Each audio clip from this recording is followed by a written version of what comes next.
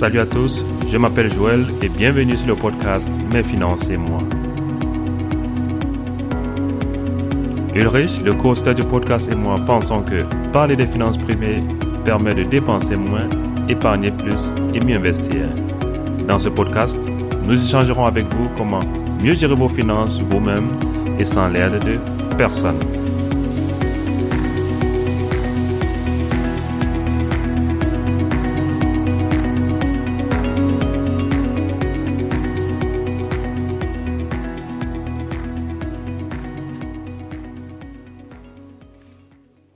Aujourd'hui, nous allons parler de... je vais essayer de vous expliquer pourquoi les actions, ou bien les entreprises en actions sur le long terme croissent et pourquoi aussi ces actions-là ont sur le long terme de meilleures performances que beaucoup d'autres placements, comme par exemple les livrets A, les Tagesgeld, Festgeld, voilà. Mais avant cela, j'aimerais revenir sur un commentaire qui a été fait sur la page Facebook, là où un auditeur m'a dit que quand il écoute le podcast, se demande souvent de laisser 5 étoiles ou un commentaire et il n'arrive pas à le faire sur le site. Sur notre site, mesfinancesamoi.tiktok.com, vous ne pouvez pas laisser 5 étoiles. Vous pouvez laisser un commentaire. Par contre, si vous nous écoutez sur Apple Podcasts ou iTunes, vous pouvez nous laisser 5 étoiles, vous pouvez nous laisser un commentaire. Sur Spotify, vous pouvez vous abonner, ou bien sur Google Podcasts, sur toutes les autres plateformes. À défaut de ne pas pouvoir laisser des étoiles ou des commentaires sur ces plateformes d'écoute-là, abonnez-vous tout simplement, ça nous ferait énormément plaisir. Partagez l'information dans votre milieu de connaissances. Voilà, comme vous le savez, le motto, la devise de ce podcast, c'est parler des finances privées, comme on parle de foot, musique et mode, sans complexe, sans appréhension, sans... Voilà quoi. Donc c'était pour revenir sur ça. Merci déjà à tous ceux qui nous laissent des étoiles. Merci à ceux qui nous écoutent et qui partagent le podcast. Je vous remercie vraiment. Ça nous encourage de continuer à le faire, ça nous motive de faire, ça nous... Voilà quoi. Et merci aussi pour vos retours. Ça nous permet aussi de mieux agencer les séquences des épisodes et aussi, voilà, de réenregistrer certains épisodes. Parce qu'il faut le dire, c'est que j'avais déjà enregistré plusieurs épisodes et j'avais déjà mon idée fixe de là, mais avec vos retours, je suis en train d'enregistrer, comme par exemple celui-ci que je suis en train de faire, je l'avais déjà enregistré. Mais vu vos retours sur les 6 premiers podcasts, j'ai décidé de le réenregistrer pour ajouter, voilà, pas pour ajouter forcément des informations, mais parce que je comprends à peu près quels sont vos besoins, ce que vous aimeriez savoir. Et aujourd'hui, ça sera un peu contrairement aux épisodes précédents qui ont été très pratiques, là où j'ai donné mes avis sur certains produits. Je parle notamment de l'épisode 5 et 6 sur les différents comptes dont vous avez des seuls comptes bancaires ou bien le seul compte dont vous avez vraiment besoin, que vous soyez en France, si vous êtes en France ou en Allemagne. Donc aujourd'hui, ça sera un épisode un peu d'explication, pour vous expliquer, voilà, en des mots simples, avec des exemples simples, sans trop entrer dans les détails, pourquoi sur le long terme, voilà, les mieux d'investir sur les actions, pourquoi je dis que il faut aller sur un intervalle de 15 ans. Pourquoi je me projette même, c'est vrai, je me projette même de dire, ou bien j'ose même dire que vous aurez une rentabilité annuelle d'environ 7%. D'où est-ce que tout ça vient? Avant d'arriver à expliquer d'où est-ce que tout ça vient, je veux un peu parler d'un préjugé que beaucoup de gens ont en ce qui concerne, quand on parle de bourse, quand on parle de marché financier. Je comprends, ce n'est pas les préjugés qui sont liés à la communauté africaine, mais à la communauté camerounaise, mais à la communauté noire. Ce sont des préjugés qui sont dans le commun de beaucoup de personnes. Parce que lorsqu'on regarde le journal, lorsqu'on regarde les films, si tu prends le célèbre film, Les Lions de Wall Street, ou bien les films du même style qui étaient dans le passé. On met toujours la bourse, on met tout le marché financier dans une sorte voilà quoi, on appelle ça, de salle de casino, Et c'est comme ça que c'est rentré dans le commun des mortels. Si bien que très peu de personnes y croient. Pourtant, à mon avis, c'est l'un des investissements les plus ennuyeux. Parce qu'aujourd'hui, lorsqu'on parle de bourse, les gens pensent directement au trading. Un peu comme au journal de 20 heures, là, lorsqu'on parle de, voilà, la page économique, les marchés boursiers, le DAX, le CAC 40, FTSE, ainsi de suite, S&P. Voilà, donc tout est fait dans une dramaturgie, si bien que beaucoup de gens se disent que c'est comme ça que c'est, quoi. Oh, en réalité, c'est seulement, même pas 1% des marchés boursiers sont vraiment représentés dans ce contexte de dramaturgie là, quoi. Même pas 1%. La plupart des choses sur le marché boursier sont faites de manière ennuyeuse, de manière mécanique. C'est bien que aussi, quoi. Voilà, ces scénarios de dramaturgie, de crash, d'adrénaline, très peu de personnes sont concernées dessus, quoi. Très peu de concernés sont dessus. Je me rappelle, j'avais fait un live, quelqu'un m'a dit, moi, j'avais investi, j'ai perdu et tout. Bien sûr qu'on peut perdre sur le marché boursier. Je veux dire, si, voilà, quoi, quelqu'un peut acheter des actions de Wirecard, quoi. Wirecard, maintenant, a fermé, ses boutiques, c'est zéro. Ouais, tu peux perdre.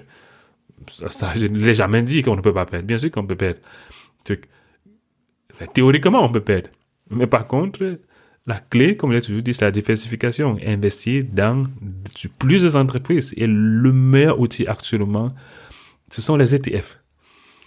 Et lorsque vous voulez vraiment diversifier aussi bien sur la largeur, la longueur, peu importe dans quel sens, c'est l'ETF MSCI World qui est l'un des ETF qui est aussi diversifié, si on peut même dire le seul, parce qu'en fait, c'est l'ETF de référence dans le monde. Donc, tous les managers de fonds se comparent assez souvent, se comparent d'abord à cet ETF-là, avant d'ajouter éventuellement d'autres ETF sectoriels pour se comparer en termes de performance. Mais le MSCI World, c'est le fonds indiciel de référence, quoi. Donc, lorsque j'ai dit que vous aurez 7% par an, est-ce que je peux vous garantir ça? Non, je ne peux pas vous garantir ça. Jamais, je ne peux pas vous garantir. Mais d'où est-ce que ça vient, ces 7%-là? Cette 7%-là vient du fait que, voilà, statistiquement, si on regarde depuis la création de MSCI World en 1973 ou 75, je ne suis plus très sûr, voilà, il a eu, sur des périodes d'environ 15 ans, à peu près 7% annuellement. Donc, je comprends qu'il faut être sceptique. Il faut même être sceptique. J'encourage même à être sceptique. J'encourage même cette critique légitime là. Parce que lorsqu'on parle d'argent, c'est important de comprendre les principes qui vont derrière. C'est important de savoir d'où est-ce que vient la rentabilité, la performance. Et ce qu'il faut savoir aussi, c'est que les chiffres d'aujourd'hui ne disent rien sur les chiffres de demain. L'année passée, le MSCI World a eu une rentabilité de 15,9%. Malgré le corona. C'est en 2020. 2021, comment ça sera? Je ne suis pas magicien. Je ne sais pas. Et personne ne sait. Donc, j'ai bien beau vous encourager à faire ça. Mais, ce qui me motive, les arguments qui sont en faveur de cela, sont au-delà de cette rentabilité dont je parle. Parce que je parle de rentabilité parce que c'est seulement la question que les gens demandent. Mais les arguments pour continuer à investir dans MSCI World vont au-delà de cette rentabilité-là. Donc, on va prendre par exemple quelques chiffres sur le MSCI World, de cet indice de référence. Depuis 1975, si vous prenez n'importe quelle période de 15 ans, la période là où le MSCI World a eu le plus petit rendement possible, elle a été la moins rentable possible, c'était entre 2000 et 2015. Cette période 2000-2015, si vous vous souvenez, il y a eu deux crashs. Il y a le crash de la bulle Internet qui a eu lieu dans les années 2000 et 2003 et le crash financier qui a eu dans les années 2007 et 2008. Donc, le MSCI World, malgré ces deux crashs-là, a fini en 2015 avec une rentabilité de 1,3 par an. Je dis bien par an et non sur toute la période de 15 ans. Par an. Vous voyez que c'est bien différent des 7% dont je parle assez souvent dans le podcast. Mais par contre, si vous prenez les 10 dernières années, c'est-à-dire 2020, 10 dernières années, le MSCI World a une rentabilité annuelle de 12%. Donc, ce qui signifie qu'en 10 ans, ceux qui sont investis ont quasiment doublé leurs investissements. Donc, vous voyez déjà qu'on a parlé de rentabilité, on a parlé de 12%, 10%, 7%, on a même parlé de 1,3%. Donc, il m'a dit que rien n'est sûr, rien n'est garanti. Alors, qu'est-ce qui, légitimement, vous vous posez, pourquoi est-ce que vous devez mettre votre épargne dans le MSCI World que de mettre dans un livret A ou un TagScale? Ces deux placements-là, ces deux derniers placements-là, sont certes des maigres d'intérêt, mais elles sont sûres, pas de montagne russe avec la bourse et montagne, bourse et descendue. Donc, d'où me vient cette supposition-là, que les actions ont toujours, bien, auront toujours un meilleur rendement sur le long terme. C'est de ça qu'il s'agit dans cet épisode. Donc, je vais vous parler de comment les actions fonctionnent et plus précisément comment les sociétés d'actions fonctionnent et vous comprendrez pourquoi, d'où est-ce que, entre guillemets, la rentabilité de ces entreprises vient. En tant que détenteur d'actions, vous êtes des entrepreneurs. Vous ne vous imaginez peut-être pas, mais lorsque vous achetez une action, que ce soit Amazon, que ce soit des actions directes, Amazon, Alibaba, Tesla, vous devenez entrepreneur. Vous devenez copropriétaire. Ou bien que vous achetez, c'est pareil si vous achetez en passant par des ETF comme l'ETF MSCI World.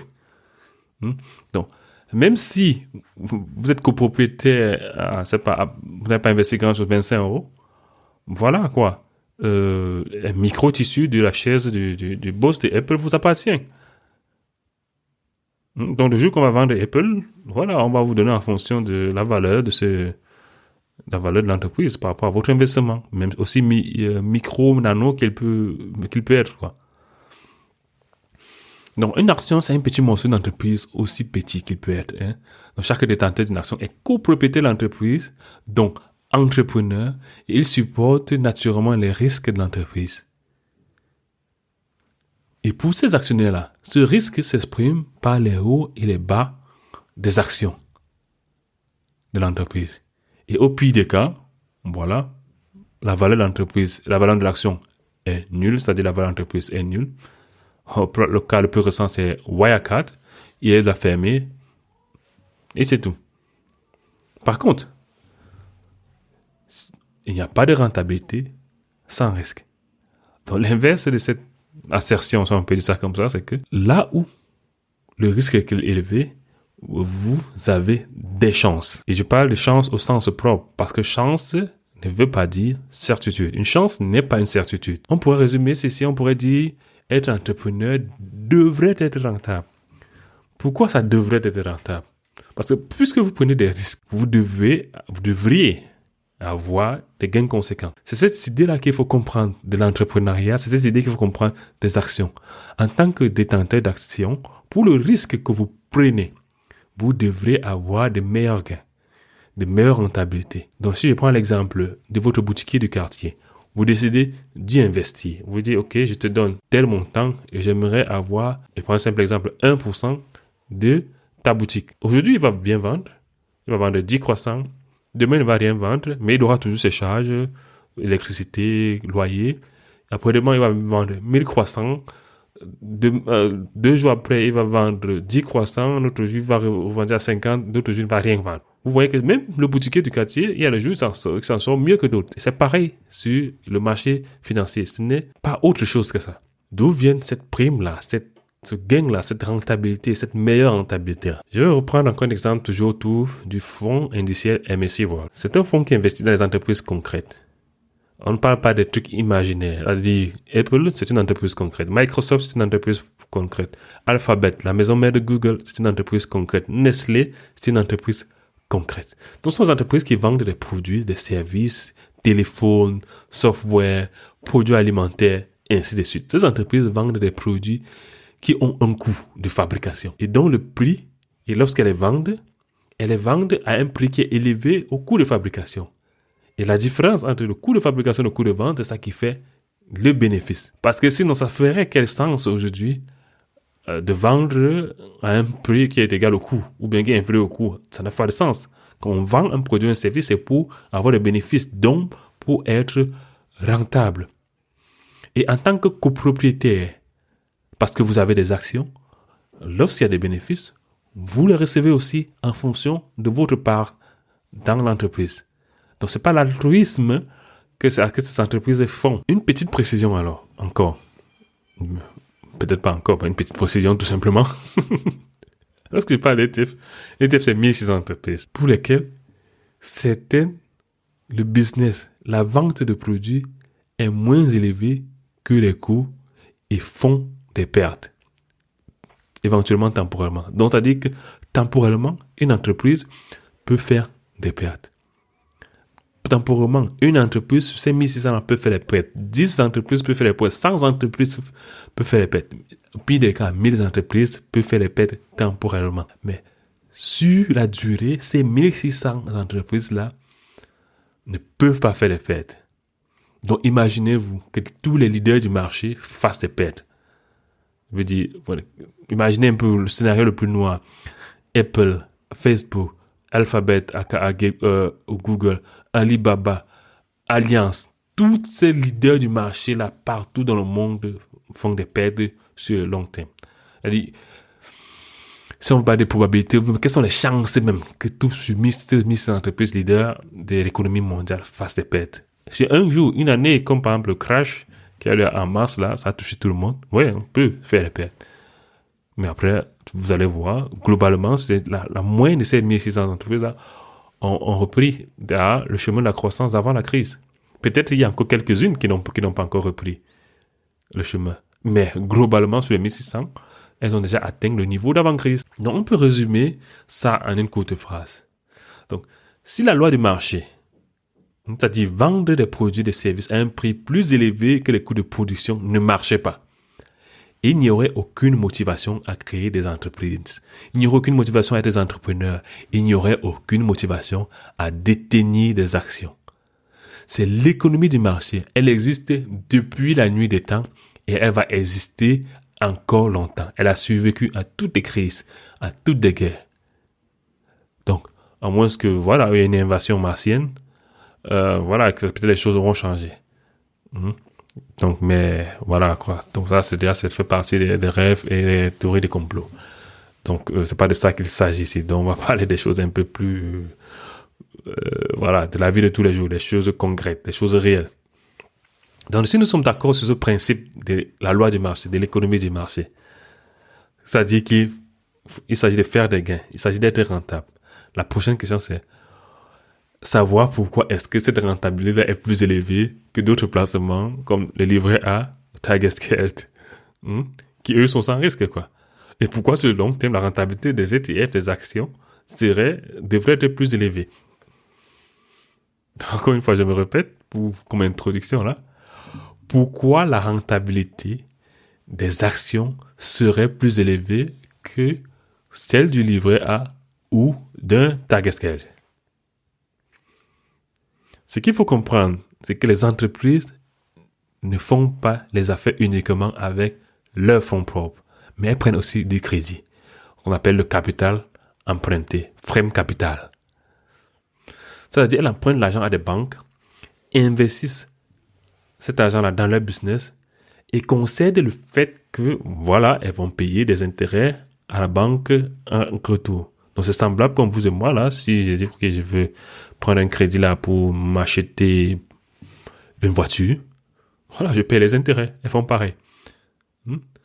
La motivation derrière, c'est que, pourquoi est-ce qu'elles prennent les crédits? C'est qu'elles espèrent avoir une meilleure rentabilité, une rentabilité plus élevée que les intérêts qu'elles ont à payer à la banque.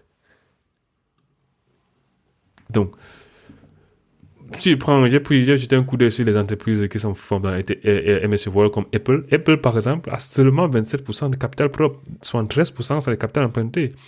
Toyota, 37% de capital propre, 63% capital emprunté. Une entreprise comme Allianz, 6,6% capital propre, 83,4% capital emprunté. Donc, vous voyez donc que tous ces leaders du marché là ont beaucoup dans le capital, c'est plus de la moitié, ou bien jusqu'à 60%, au moins 60%, c'est du capital emprunté, le capital qu'elles ont pris aux banques. Or, nos actions, ne sont logées dans le secteur capital propre. Les autres parties du capital sont le capital emprunté aux banques, et ainsi de suite. Donc, là maintenant, je ne veux pas faire un cours d'économie qui va être ennuyeux et tout, mais s'il vous plaît, restez jusqu'au bout. On va prendre des exemples un peu plus concrets pour rendre un peu, le podcast un peu plus intéressant, là, pour que, qu'on soit pas trop théorie et vous dire que, mais le gars, s'il me fatigue avec son low podcast, là, qu'il vienne au bout de quoi. Donc, restez jusqu'au bout. Donc, maintenant, la prochaine question maintenant. Quel est le rapport entre la cote capital propre et capital emprunté avec la rentabilité des actions? Et pourquoi est-ce que vous devez investir? Je rappelle encore une fois, parce que je me répète, désolé, pour qu'on comprenne ça. Les entreprises empruntent l'argent aux banques parce qu'elles espèrent avoir une meilleure rentabilité que les intérêts qu'elles paieront à la banque. Prenons donc un exemple simple. Une entreprise, pour chaque 100 € qu'elle investit, elle a un gain de 5 €. Donc ça fait 5%. Supposons que cette entreprise a comme capital propre 30%. Donc ça dit 30 €. Le reste, c'est 70 €, c'est-à-dire 70%, c'est le capital emprunté. Donc 5% dont on parle tout à l'heure là, c'est le rendement total de 100 €. Or, en réalité, l'entreprise a investi combien? En réalité, elle a investi en tant que capital propre seulement 30%. Et comment est-ce qu'on calcule la rentabilité de ces 30% là qu'elle investit? Voilà, on va faire 5 divisé à 5% de rentabilité, bien 5 € de bénéfice de rentabilité, div de gain, on peut dire comme ça, 5 € divisé par 30 fois 100, qui est 17%. Donc, la firme, par rapport à son capital propre, par rapport à l'argent qu'elle a vraiment mis dans le game, elle a une rentabilité de 17%. Et non 5%. 5%, c'est la rentabilité globale avec le capital emprunté. C'est vrai, c'est un exemple simple. Mais c'est juste pour vous montrer comment les entreprises fonctionnent. Donc, en empruntant une partie du capital, les entreprises utilisent ce qu'on appelle l'effet de levier pour augmenter la rentabilité de leur capital propre. Donc, à cette rentabilité de 17%, ou n'importe laquelle, toi, en tant que détenteur d'action, tu profites parce que toi, ton action est dans la partie, entre guillemets, capital propre.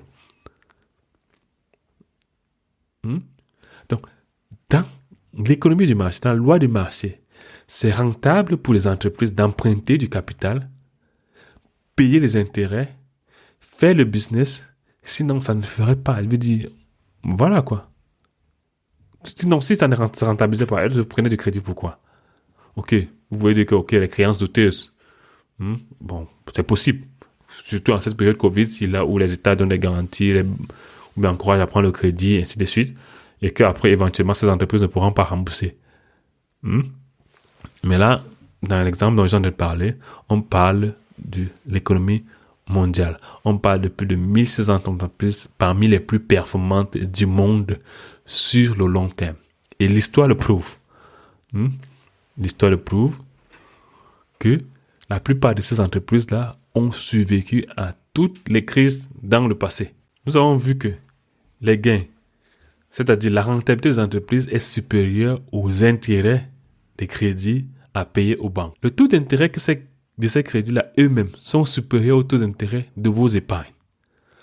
Car ce que la banque fait, c'est-à-dire le business normal d'une banque, la banque prête, lorsque l'on vient déposer dans notre livret A, dans notre Tagesgeld, la banque prend cet argent-là, prête à des entreprises. C'est le business model. Ce qui va se passer, quoi? Elles prennent notre argent qu'on dépose dans nos comptes d'épargne. Elles empruntent, elles prêtent aux banques aux intérêts, avec des intérêts élevés que les intérêts qu'elles nous donnent. Ces entreprises-là même, elles-mêmes, ont des rentabilités supérieures à ce qu'elles doivent payer aux banques. Donc, en résumé, la rentabilité des actions est supérieure à la rentabilité du capital emprunté, est supérieure au taux d'intérêt de notre épargne. En langage du quartier, on appelle ça l'échelle du poulailler.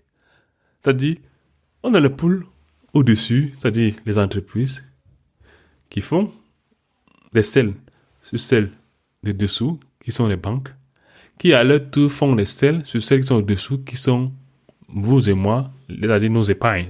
On peut dire vous et moi. Je ne sais pas si vous aimez ça. C'est-à-dire, les entreprises sont comme les poules là. C'est un peu quand même ça. Lorsque j'avais vu ce dessin là. Vous avez les entreprises, elles ont de bonnes rentabilités.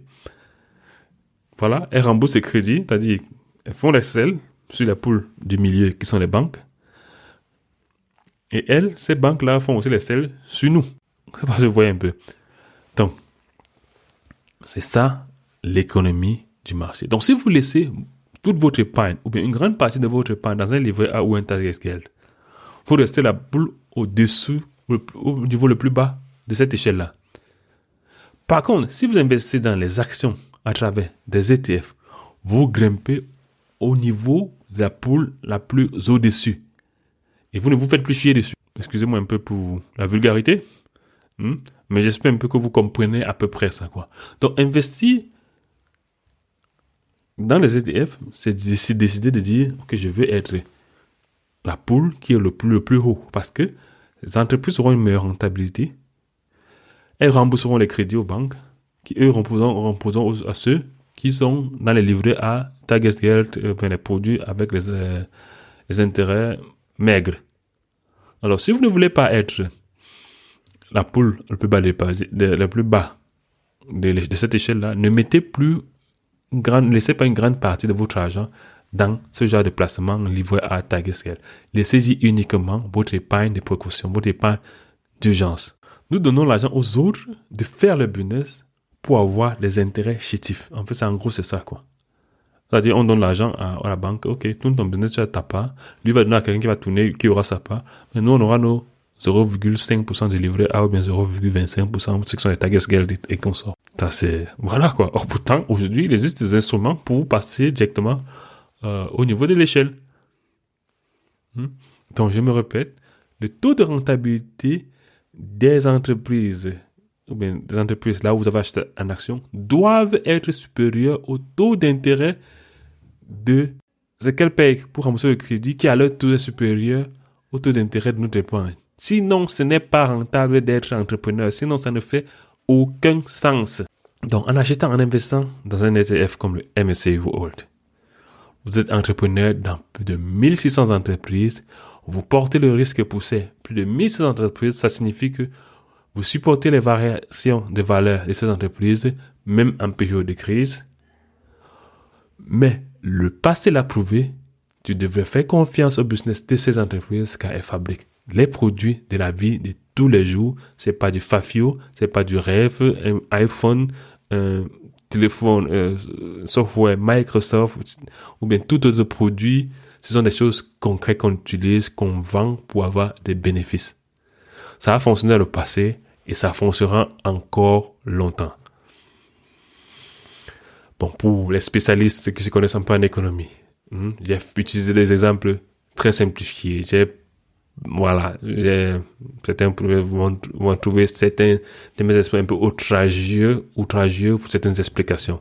Mais mon but, c'est de faire comprendre à une personne normale, à ceux qui ne se connaissent pas, de quoi il s'agit. Donc, c'était ça. Donc, j'espère que vous avez à peu près compris pourquoi, sur le long terme, les entreprises auront une meilleure rentabilité que le placement dans un livret A ou bien dans un Tagesgeld. Alors, utilisez les outils qui sont là aujourd'hui, investissez dans les ETF. Dans un prochain épisode, je vais parler de comment investir dans les ETF, bien sûr en contextualisant cette fois-ci France, Allemagne, parce que les deux pays ont des outils assez différents qui ont chacun dans sa manière, selon son contexte, des avantages. Donc, j'espère que vous avez aimé cette émission. J'espère que vous avez compris pourquoi, sur le long terme, vous devriez investir dans les actions et de préférence dans des fonds indiciels comme le MSCI World. Si vous avez aimé, je vous prie, merci de nous laisser 5 étoiles, un commentaire. Ça nous permettra de se faire connaître un peu plus par des gens. Ça nous permettra de parler de finances, comme on parle de foot, de musique et de mode. Allez, ciao, au prochain épisode.